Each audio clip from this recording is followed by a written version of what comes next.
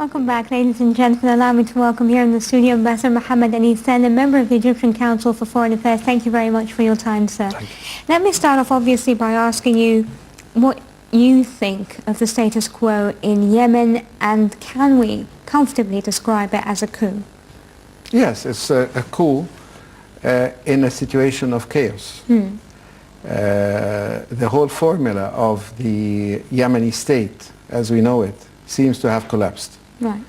And this takes us back to a state that has had many, many years, decades of instability. It's gone through a long evolutionary process since the 1960s. And sadly, it has not coalesced around a political system that is viable. It has not managed to reconstruct and reform. It has not managed to integrate the different factions of this state into one entity. So we have a very serious situation because first, the level of violence in the country, the impact that this has on neighboring countries, serious strategic issues like security of the Red Sea, the entrance to the Red Sea, and also the regional conflict between different powers, middle-sized powers in this region, that is reflected in Yemen. So we have a very explosive situation. Why do you think that all of a sudden the Houthis decided to take over the country, though? The Houthis have a history in Yemen at the very center of politics. Right. This was the backbone of the old Imamate regime. And so they are big stakeholders. What is surprising is not the fact that they have sought to cease fire. The surprising thing is how fast the Yemeni state collapsed. And the question here is, do we see a pattern in the way states in this region seem to have lost their capacity to stay in power? Because it's a pattern that we see repeated in one state after the other. So it's less surprising that they have gone this far. Of course, there are a lot of reasons for dissent. The way wealth and power and decision-making is distributed. Right. The lateness of the process of reform. Many of the countries we've seen in the Arab Spring really were very late about changing their government regimes. They didn't want to adapt. They were very rigid. It's interesting that they're all republics. We have not seen this in monarchies. It's interesting that these are regimes that have, at one time or another, raised nationalist and socialist slogans. It's interesting that they have ended up being regimes backed by the military, one-person regimes trying to pass on authority to their sons. Right. And so all of these characteristics together mean that what we had before was not that great. But I guess it also raises the questions what they have to gain from this power grab and who is backing them. Yes, they want to gain a say in power in the country. They probably realize that they cannot govern alone, but they want to govern on their terms. Right. The danger here is that the Yemen, as we've known it in the last few decades, can disintegrate because the south will have nothing to do with the Houthis, so there immediately you have one fault line. And then you have other tribes, and perhaps this is an issue that many people do not follow very closely. You have a lot of other tribes that do not see eye to eye to the Houthis and would resist the Houthis. Right. And you still have the remnants of the old state, military units, governors, political figures, who will continue to resist the Houthis. So you have, all in all, a formula for a civil war. Right. And the thing is now that we understand the latest statement from the Houthis is that they said that they denounced as quote-unquote provocative blackmail and demand for them to relinquish power. Now, how do you see a way out of this? Are we talking about negotiations continuing? Because so far political parties are sitting down, but then they don't like what the Houthis have to offer and they leave, so to speak. So how do you find a way out of the status quo? Well, in the short term, what you'll be seeing in a few hours now is going to be a Security Council resolution. There has been a very clear declaration from the Gulf Cooperation Council on this, refusing the takeover of the Houthis and making demands on them and calling for the release of the former president and a whole list of issues. Without force, it's very difficult to see how these things can be implemented. Right. So to be realistic... Are you expecting military intervention? I don't see military intervention. Right. People have had their fingers burnt in Yemen before. It's a very complex situation. Nobody wants to touch it. So what you see is much more closer to a chaotic situation that can last for some time. You can see a split with the South, you can see resistance, you can see civil war. Yes, there are international or at least regional powers that have taken sides on this. This in itself makes it more difficult to reach a negotiated settlement. Eventually, perhaps after a longer time, you may see a political settlement of sorts. Okay. To what extent, though, does Yemen and an unrest in or a disturbed Yemen going to affect its neighbors directly? The history has told us that Yemen instability has an impact on neighboring countries. Right.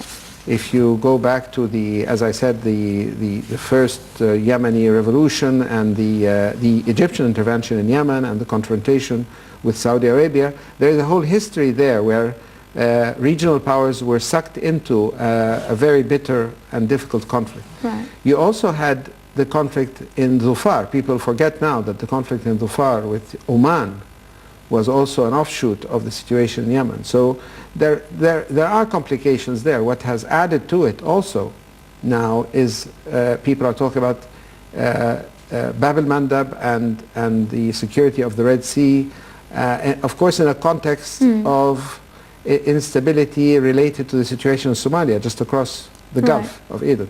So you have a lot of issues that can involve neighboring countries and impact on their security. It is possible to contain it to some extent.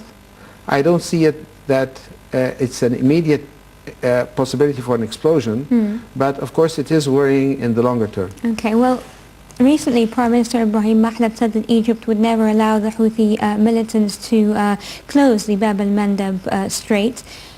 Could the situation in Yemen have any consequences on us here in Egypt, and what sort of action, because he spoke that Egypt would immediately act in case anything of the sort does happen. So what kind of consequences, what kind of action do you think Egypt might be willing to take? I wouldn't expect the Houthis to be foolish enough to do something like that. Having said that, there is a need to review Egypt's security policy in the Red Sea, and that relates to a lot of complex factors. It relates to relations with the countries around the Red Sea. It relates to the issue of Somali pirates. It relates to the issue of the International Maritime Force that helps patrol the sea lanes affected by Somali pirates, and there had been an invitation for Egypt to join in this force. Right. So I think all of these positions need to be reviewed and a comprehensive strategy developed. I wouldn't jump to the conclusion of an Egyptian intervention. I don't think that this is the right moment for this, and I don't think the capacity is there. Well, what does the unrest being witnessed in Yemen mean for Al-Qaeda in the country? Al-Qaeda is one of the actors, one of the competitors. This incident in France, Charlie Hebdo, was related to the Qaeda in the Arabian Peninsula, which is based in Yemen. Yeah. So it is one of the actors there. It is one of the key forces that use terrorism to further its aims.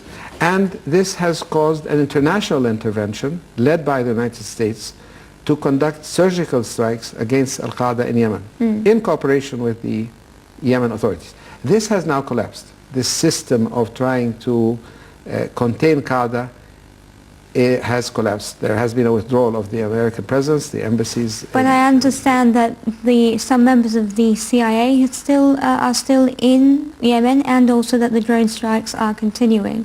Difficult to say this. Right. There are other reports that all the U.S. staff have been withdrawn, and that the cooperation, at least with the Yemen authorities on this issue, has been rescinded.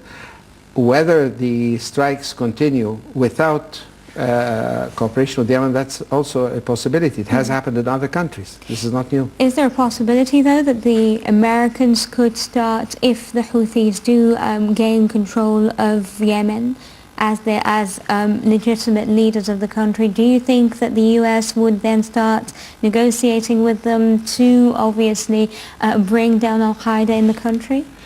The possibilities of using negotiations will definitely there, not only the Americans but other parties. No. Because at one point this may come. We are not at this moment now. No. The moment now is much more a moment of refusing what the Houthis have done, asking them to rescind the steps that they have taken, asking them to return the arms that they have taken from the Yemeni army, to release the Yemeni president. All of these demands on the Houthis push you towards more of a confrontation rather than a negotiated settlement. Whether this will work or not, is the jury is out. In the longer term, all scenarios are possible, including negotiations with the Houthis, provided they create a model of government that is open to other forces, is humane, and stands away from the excesses we've seen of the likes of Daesh and so on. Right, but given their history, do you think that they are capable of what you are mentioning now? They would need a big transformation. It's not evident immediately. It is a possibility. The other thing is, of course, the world now is very much focused on the Daesh issue. It would be difficult to take energy and resources away from that to use them, particularly militarily, in the Yemen. Right. Let me also ask you, I mean, obviously Washington spent more than a decade helping the Yemeni government build up its counter-terrorism capabilities, but what we're seeing now, does that necessarily mean that the U.S. has failed in Yemen? Not only the U.S. Many parties have failed in Yemen. Remember, the political settlement we are looking at now, which has collapsed, is engineered and shepherded and guaranteed by the Gulf Cooperation Council. Right. All of the Arab system is responsible for what has happened in Yemen, and the Yemeni government is. So it's a more complex. It's not a matter of black and white. But if you want to say that U.S. policies in some cases have not managed to shore up local governments, you can find many, many examples of this, not only in our region, in different parts of the world. Right.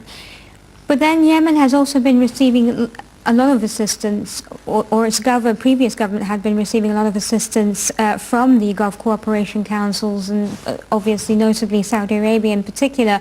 Will the political changes obviously put the country not only in a political crisis but an economic one as well? Absolutely, Yeah. absolutely. Of course, the economic situation is part of the reason why this deterioration has happened. Whether it will get worse, obviously, with the situation of chaos, with the way the prices of oil have gone, another constraint.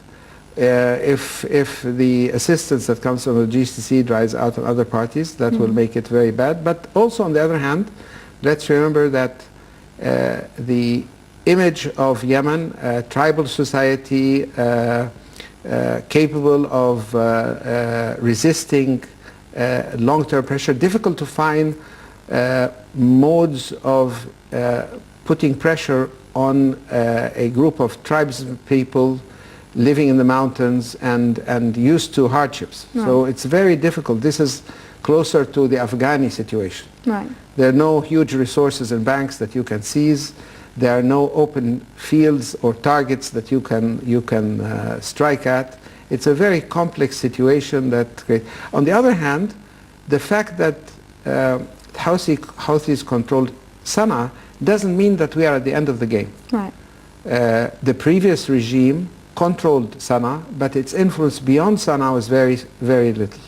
So controlling Sana'a does not necessarily mean automatic control of the whole of Yemen. Right. And that's why this scenario of chaos and extended civil war is so possible. Okay, finally, sir, obviously some analysts have blamed what we're seeing in Yemen today, not only on internal conflict, but also the fact that it never really got the Arab backing that it should have. Do you think that that could be a reason, and do you think that now Arab states should come to sort of try and find a solution for the country? The problem is that the regional mechanisms of the Arab League are not suited to dealing with conflicts like this. Right. There is no military capacity, there's no intelligence, there's no crisis prediction and management system.